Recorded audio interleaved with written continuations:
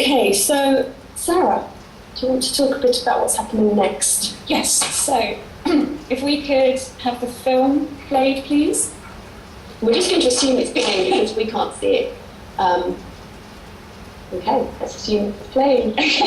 So hopefully you're now watching a few clips of a piece of photography that I made myself. Ladies, it's playing, so just so you know. Great, okay, thank you.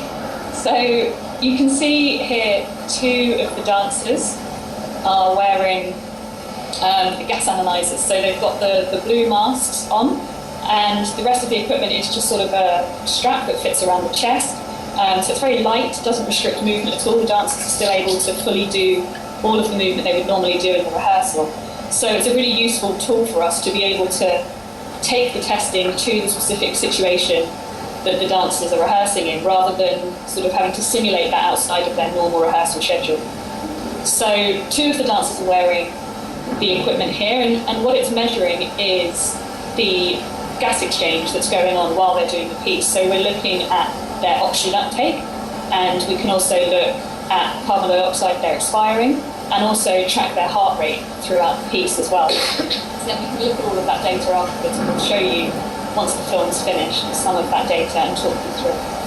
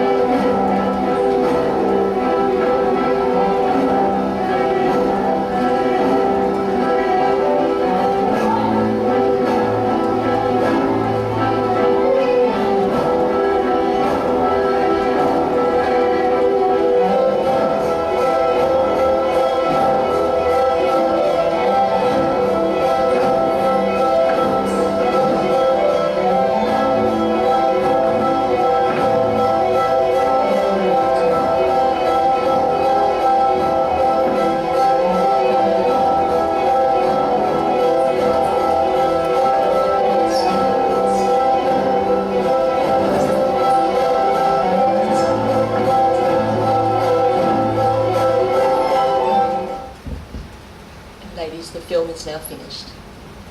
Great.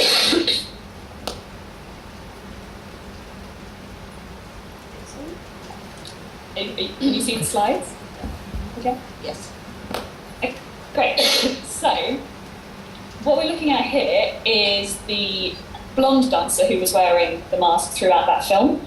Her oxygen uptake values throughout the entire 18-minute piece. So the piece was an 18-minute piece in total, and as Emma sort of described before, we can see that there's this really intermittent nature as we go through. So it's got these high peaks, which get higher as the piece goes on, so the piece builds in intensity as it goes through. And then it's also got these sort of calmer moments of rest.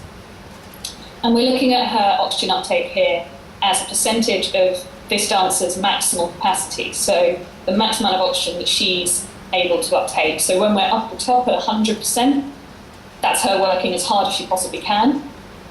And around 50% is sort of half effort, so a 5 out of 10 in terms of intensity.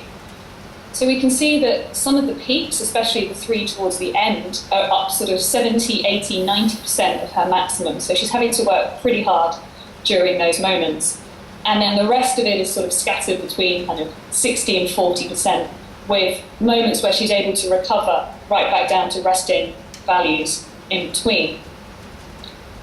So we can pull out a number of interesting things from this. We can look at that intermittent nature. We can look at how well the dancer is able to recover in those moments that she does have to catch her breath, so that she can then go on to dance fully again when she comes back onto stage. The red line at the top notes the dancer's anaerobic threshold. So above that point, her aerobic system is struggling to keep up with the demand that's being put on the body. So the body's starting to struggle at that point and working quite hard. And we can see that there's just one moment where the dancer goes above that in this instance. And if we look at heart rate data, we can see the similar pattern of those peaks in intensity and then the falls as well. And then we've just put some of the sort of recommended heart rate bands on top of those so that we can see, again, a bit more about the type of intensity that this relates to. So again, those 3 peaks towards the end, she's working pretty hard and within a vigorous intensity. Majority of the middle are in those moderate, and again we have moments where it drops right down to light intensity, so very varied across the 18 minutes.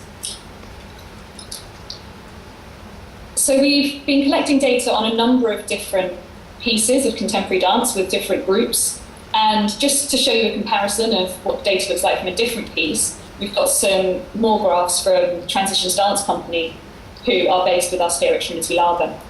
So this is oxygen uptake of a 10-minute piece. Again, we can see that there's the intermittent peaks, but these are slightly more sustained, so spending 2 or 3 minutes at a time at those higher intensities.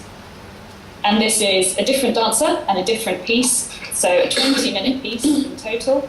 And again, similar pattern. And again, towards the end of the piece, the dancer's then being expected to spend longer in those higher intensity moments. So just to show you some examples of different pieces of choreography that we've looked at.